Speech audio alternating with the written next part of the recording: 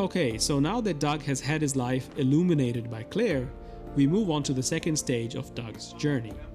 At this point, Doug starts to become more hesitant and uncertain about his actions. He begins to question the life he's been living, and this is exemplified in the second heist. Doug is hesitant about it, and as a result, the heist doesn't go so well, and it actually draws in even more law enforcement. As Doug starts to hit rock bottom, he feels out of place in his environment and longs to leave. It's almost like he's a stranger in a foreign land, because the familiar things in his life are no longer what he thought they were. So Doug is lost, he's disorientated, he's away from his safe space, you can say. He's out of his home. Well, we can say Doug is in exile. Doug reaches a low point when Claire, his Eskimo, finds out about his involvement in the heists and breaks off their relationship. Get out! Now we can imagine Doug, he's in this foreign land, and now his guiding star, his compass, and his companion all disappear. This leads to another scene that was also cut from the movie. It happens right after the breakup with Claire, and it shows Doug instantly turning towards self-destructive behaviors.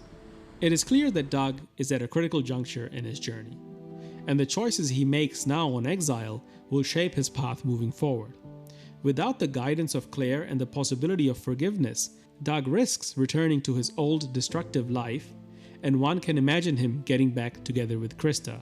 Essentially, Doug will turn back towards Egypt. And this leads us to the second garden scene, which is the pivotal moment and the turning point in the film.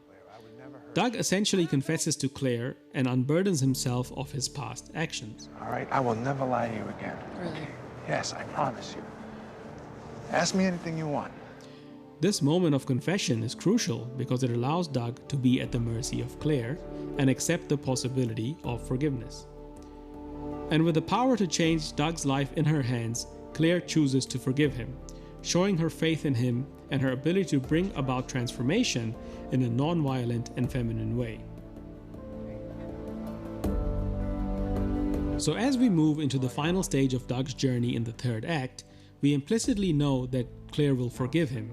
At least she did not outright condemn Doug.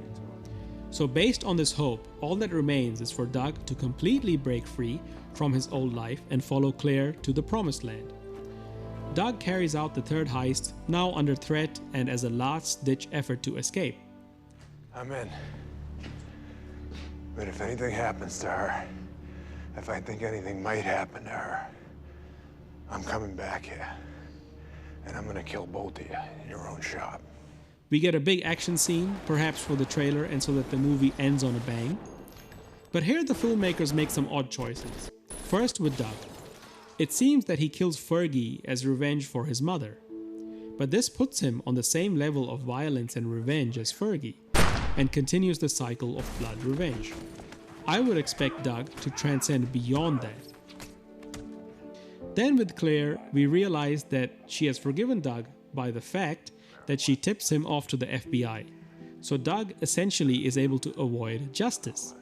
On top of that, Claire uses stolen money to pay homage to Doug's mother. This feels like a big misstep to me, especially given the moral compass and what Claire represents throughout the movie.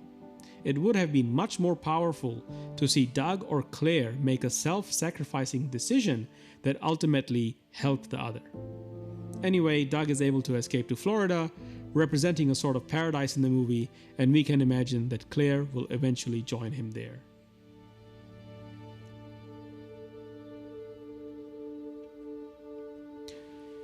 So one interesting aspect of the movie is the use of ice hockey as a symbol of Doug's potential. I was slow, and I couldn't skate backwards.